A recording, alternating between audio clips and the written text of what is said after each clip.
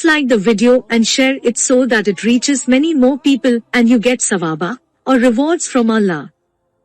This could be a sawabe jariyah or continuous reward for you long after you are gone. Volume 2, Book 21, number 271.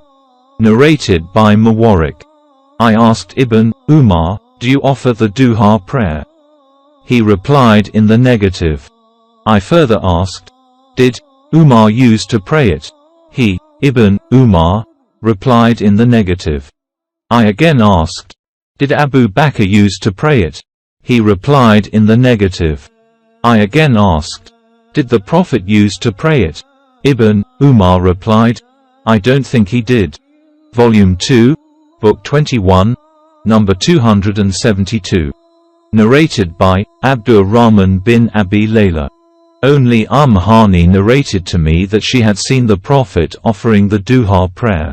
She said, on the day of the conquest of Mecca, the Prophet entered my house, took a bath and offered 8 rakat of duha prayers. I had never seen the Prophet offering such a light prayer, but he performed bowing and prostrations perfectly. Volume 2, Book 21, number 273. Narrated by Aisha. I never saw the Prophet offering the duha prayer, but I always offer it. Volume 2, Book 21, number 274. Narrated by Abu Hurairah. My friend, the Prophet, advised me to do 3 things and I shall not leave them till I die. These are, to fast 3 days every month, to offer the duha prayer, and to offer witr before sleeping. Volume 2, Book 21, number 275. Narrated by Anas bin Sirin. I heard Anas bin Malik al-Ansari saying, an Ansari man, who was very fat, said to the Prophet, I am unable to present myself for the prayer with you. He prepared a meal for the Prophet and invited him to his house. He washed one side of a mat with water and the Prophet offered 2 rakat on it. So and so, the son of so and so, the son of al-Jarrad asked Anas, did the Prophet use to offer the duha prayer? Anas replied, I never saw him praying the duha prayer, except on that day. Volume 2, Book 21, number 275. Narrated by Ibn Umar. I remember 10 rakat of nawafil from the Prophet, 2 rakat before the Zuhr prayer and 2 after it, 2 rakat after Maghrib prayer in his house, and 2 rakat after Isha prayer in his house, and 2 rakat before the Fajr prayer, and at that time nobody would enter the house of the Prophet. Hafsa told me that the Prophet used to offer 2 rakat after the call maker had made the adhan and the day had dawned. Volume 2, Book 21, number 276. Narrated by Aisha.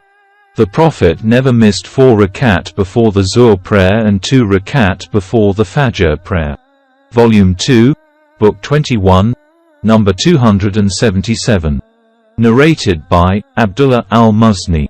The Prophet said, pray before the Maghrib, compulsory prayer.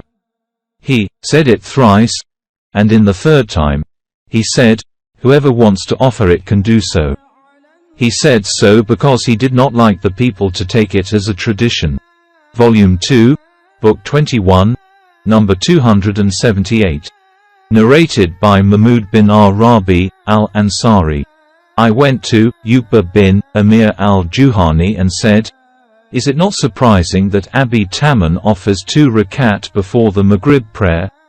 Uqba said, we used to do so in the lifetime of Allah's Apostle. I asked him, what prevents you from offering it now? He replied, business. Volume 2, Book 21, number 279. Narrated by Ibn Umar.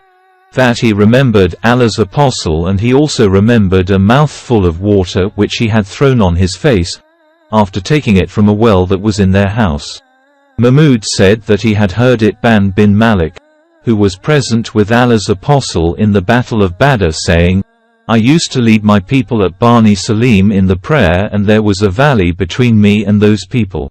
Whenever it rained, it used to be difficult for me to cross it to go to their mosque. So I went to Allah's Apostle and said, I have weak eyesight and the valley between me and my people flows during the rainy season and it becomes difficult for me to cross it. I wish you would come to my house and pray at a place so that I could take that place as a praying place. Allah's Apostle said, I will do so. So Allah's Apostle and Abu Bakr came to my house in the next morning after the sun had risen high. Allah's Apostle asked my permission to let him in and I admitted him. He did not sit before saying, Where do you want us to offer the prayer in your house? I pointed to the place where I wanted him to pray.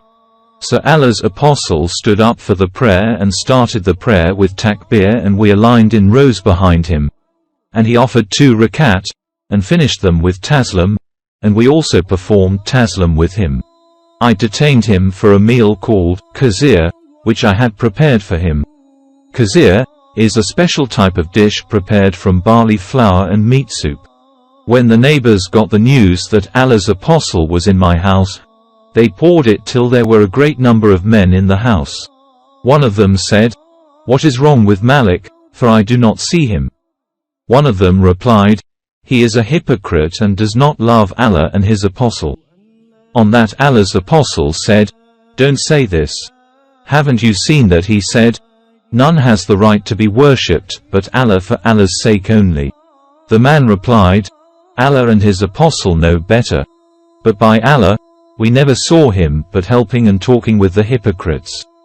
Allah's Apostle replied, No doubt, whoever says, None has the right to be worshipped but Allah, and by that he wants the pleasures of Allah, then Allah will save him from hell. Mahmud added, I told the above narration to some people, one of whom was Abu Ayyub, the companion of Allah's Apostle in the battle in which he, Abu Ayyub, died, and Yazid bin Mu'awiyah was their leader in Roman territory. Abu Ayyub denounced the narration and said, I doubt that Allah's Apostle ever said what you have said. I felt that too much, and I vowed to Allah that if I remained alive in that holy battle, I would go to Medina and ask Itban bin Malik if he was still living in the mosque of his people. So when he returned, I assumed ihram for Hajj or Umrah and then I proceeded on till I reached Medina. I went to Bani Salim and Itban bin Malik, who was by then an old blind man, was leading his people in the prayer.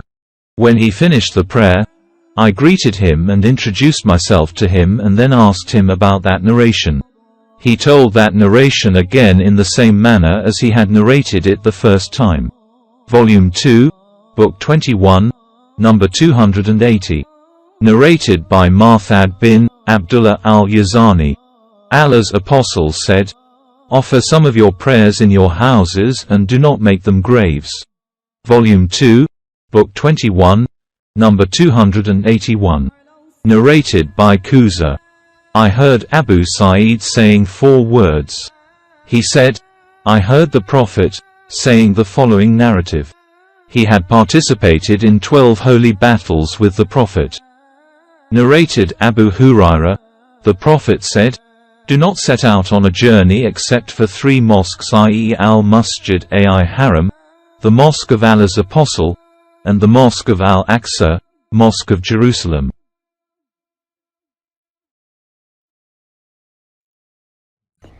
I